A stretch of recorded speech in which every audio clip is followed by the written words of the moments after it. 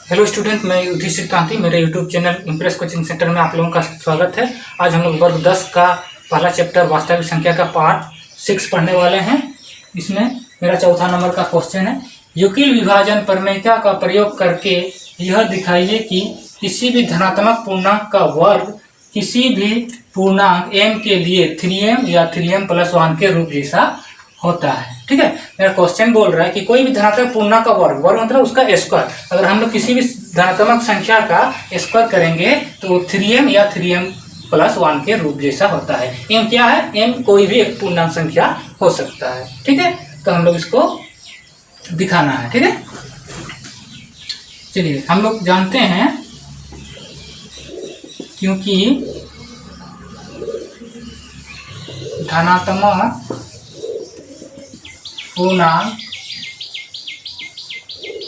3q + 1 या 3q + 2 के रूप में होता है। इसको समझ लीजिए। ठीक है, देखिए धनात्मक पूर्णांक 3 क्या है मेरा, आप लोग जानते हैं पहले से कि 3 मेरा भाजक है, यानी 3 से अगर भाग करेंगे तो किस रूप में आएगा? कोई भी धनात्मक संख्या को, एक तो 3q यानी 3q + 0 शेषफल 0 आएगा, या 3q + 1 यानी शेषफल 1 आएगा, या 3q + 2 या शेषफल 2 आएगा। क्योंकि हम लोग जानते हैं कि अगर 3 से भाग करेंगे तो शेषफल हमेशा 3 से छोटा यानी 0, 1 और 2 आएगा। ठीक है, तो अब हम लोग ये हो गया मेरा एक धनात्मक संख्या। अब इसका स्क्वायर अगर हम लोग करते हैं तो किस रूप में आएगा बोल रहे हैं?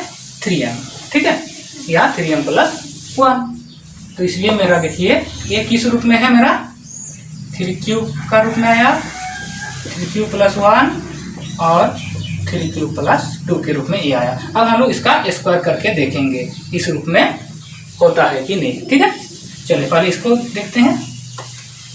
ये स्क्वायर करेंगे, पहले 3q का स्क्वायर। देखिए क्या होगा, 3 को 2 बार गुना करेंगे 9 और q का स्क्वायर। हमको किस रूप में दिखाना? 3 और m, 3 लाना है, इसलिए हम लोग 9 से 3 को बाहर करेंगे, कॉमन ले लेंगे 3। तो यहाँ क्या बचेगा? अंदर 3 और q को वही रहेगा q², खाली 3 को कॉमन लेना है। ठीक है, देखिए ये मेरा 3 हो जाएगा और इसको हम लोग को बना देना है m। ये देखिए आ गया मेरा 3m, जहाँ m का वैल्यू कितना है? देखिए 3q का स्क्वायर, देखिए 3m के रूप में आ गया। अब हम लोग इसको देखेंगे 3q + 1। ठीक है, इसको मिटा देते हैं।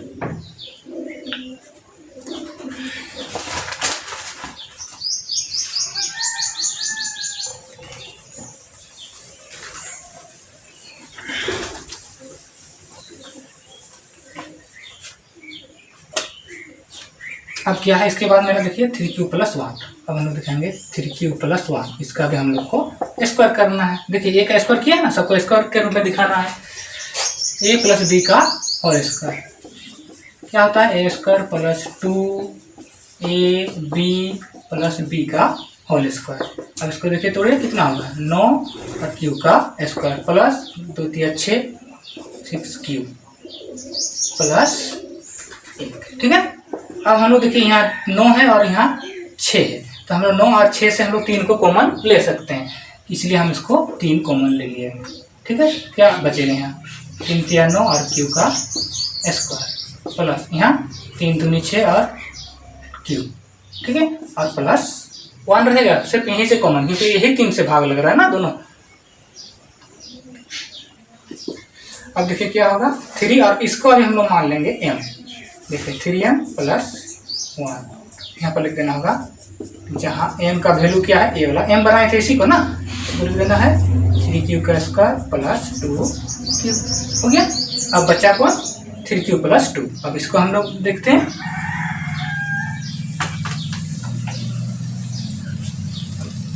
अब हम लोग का 3q + 2 का भी स्क्वायर वर्ग करना है।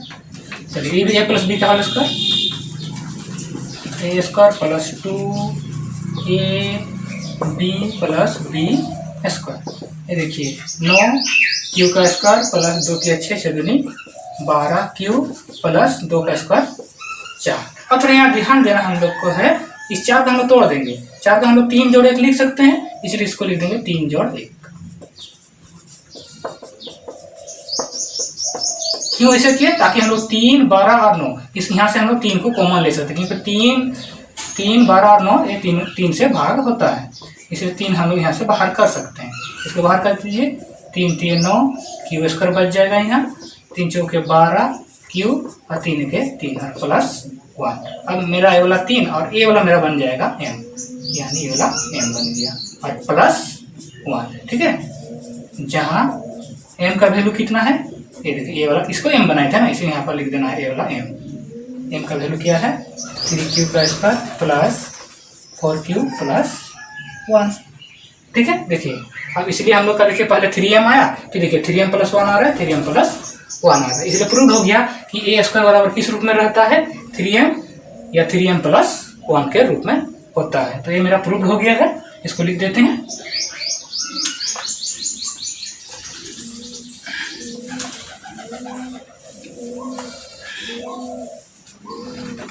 इसलिए ए स्क्वायर बराबर हो गया 3m या 3m प्लस 1, इसी को हमको प्रूव करना था। ठीक है, अब आखिर ये चीज़ क्या है, इसको हम लोग अच्छी तरह समझने के लिए इसको जांच करके हम बता रहे हैं, ताकि आप लोग को इस क्वेश्चन को अच्छी तरह से समझ में आ जाए। ठीक है, तो चलिए हम लोग इसको अच्छी तरह से समझने की कोशिश करते हैं। ठीक है, तो अभी हम बताए थे कि 3 से डिवाइड जब करते हैं तो शेषफल 0, 1 और 2 ही आता है। ठीक है, तो जब 3 से डिवाइड करेंगे शेषफल 0 आएगा तो मेरा 3m के रूप में आएगा, और m का वैल्यू उस समय क्या होगा 3q का स्क्वायर। जब 3 से डिवाइड करने पर शेषफल 1 आएगा तो वो मेरा 3m प्लस 1 के रूप में आएगा, जब उस समय मेरा m का वैल्यू होगा 3q का स्क्वायर प्लस 2q। जब 3 से भाग करने पर शेषफल 2 आएगा तो 3m प्लस 1 के रूप में आएगा, उस समय m मेरा हो जाएगा 3q का स्क्वायर प्लस 4q प्लस 1। तो इसको जांच कर लेते हैं, चेक करते हैं, ताकि आपको बहुत अच्छी तरह से इसको समझ में आ जाए कि आखिर ये क्वेश्चन कहना क्या चाहता था।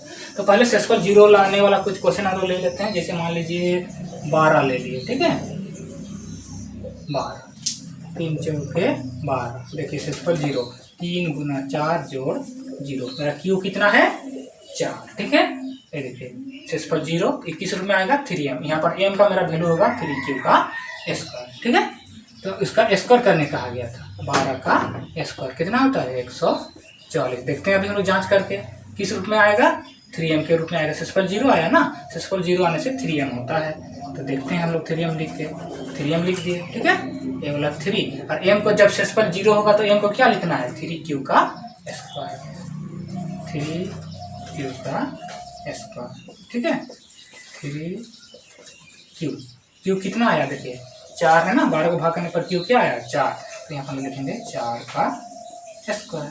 ठीक है, अब देखिए 3, यहाँ 3 गुना 4 का स्क्वायर कितना होता है 16, 3 गुना 48, इसको गुना करेंगे तो 140। देखिए आगे समझ में आया क्वेश्चन, यही बोला था कि वो जब शेषफल 0 आएगा तो 3m रूप के रहेगा, और उसका स्क्वायर क्या किस रूप में रहेगा 3m के रूप में रहेगा। ठीक है, अब हम लोग शेषफल 1 का कुछ बनाते हैं।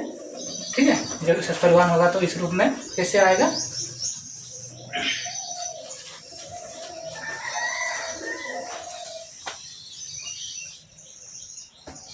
अब हम लोग मान लीजिए 16 को ले लिए। ठीक है, 3 5 6 15, देखिए शेषफल 1 आया, 3 गुना 5 प्लस 1, q मेरा कितना है 5, शेषफल 1। जब शेषफल 1 होता है तो किस रूप में रहेगा 3m प्लस 1, और m का वैल्यू होगा 3q का स्क्वायर प्लस 2q। तो इसमें हम लोग 16 का स्क्वायर करके पहले ले लेते हैं, क्या होता है इसका 16 का स्क्वायर तुम्हारा हो जाएगा 256।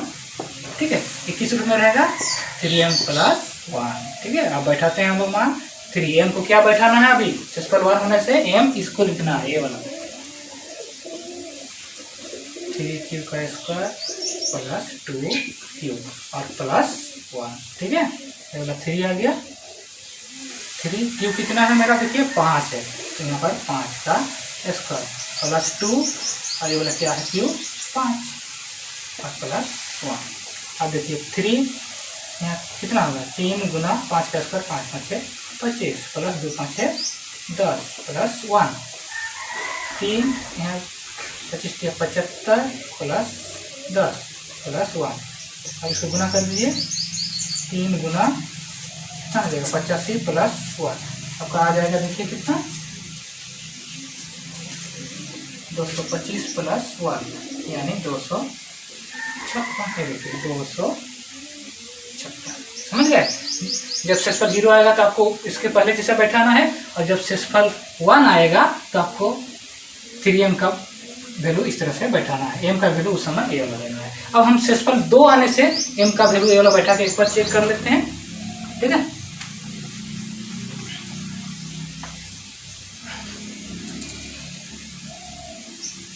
हम एक क्वेश्चन लेते हैं,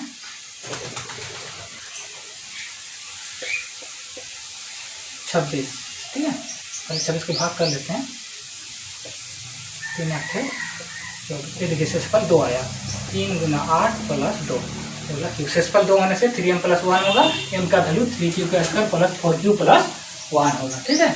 चलिए पहले इसका वर्ग निकाल के देखिए कितना मान आता है इसका। 26 का स्क्वायर मेरा 676, और किस रूप में रहेगा 3m प्लस 1, 3m प्लस 1। यहाँ 3m कितना है, इसको m के रूप में लिखना है, क्योंकि जब शेषफल 2 होगा तो m मेरा a वाला होता है।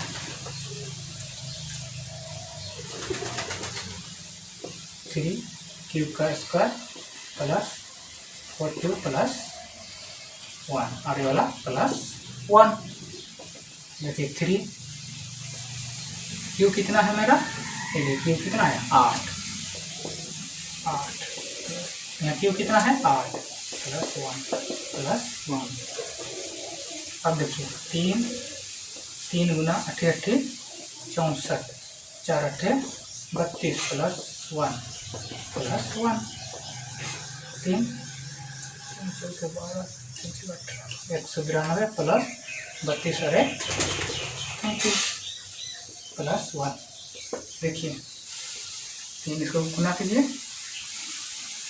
जोड़ दीजिए, 3 को 5